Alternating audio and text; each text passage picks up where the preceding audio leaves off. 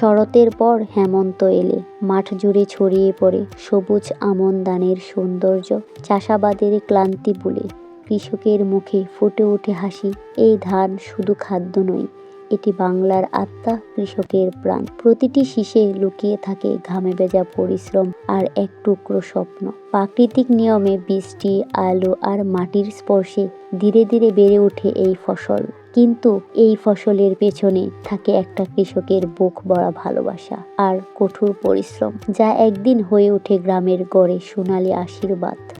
আমন মৌসুম মানে আশার আলো, প্রাপ্তির প্রতীক্ষা আর জীবনের উৎসব। প্রতিটা কৃষক তাদের আমন মৌসুমে ধান কেটে গড়ে তোলে মনের আনন্দে, আর কৃষানীরা ব্যস্ত থাকে ধান মাড়াইয়ের কাজে। তারা ধানের কাজ শেষে চাল বনে হাতে তৈরি করে নানা ধরনের পিঠা। তাদের আত্মীয় স্বজন পরিবার নিয়ে আনন্দে মেতে ওঠে। কৃষকরা এই আনন্দেই ভুলে যায় তাদের সকল কষ্টের কথা। প্রতিটা কৃষক রোদ, বৃষ্টি, ঝড়, তুফান, আলো সব কিছু উপেক্ষা করে এই ফসল গড়ে তুলে নিয়ে আসে।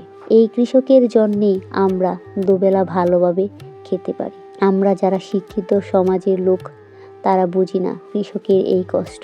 কৃষকরা অনেক কষ্ট করে এই ধানের জন্য, তাদের প্রাপ্য সম্মানটুকু পায় না। সত্যিকার অর্থে আমরাই তো দিই না তাদেরকে প্রাপ্য সম্মান।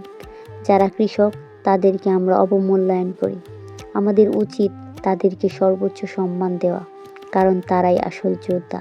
তারা মাটির মানুষ, মাটিতে কাজ করে ফসল ফলায়, তাই তো আমরা দুবেলা ভালো খেতে পারি। তো ভিডিওটি কেমন লাগছে অবশ্যই কমেন্ট বক্সে জানাবেন। আর আপনাদের সুন্দর কমেন্ট, ভালো কমেন্টে আমাকে আরেকটি ভিডিও করার উৎসাহ দেয়।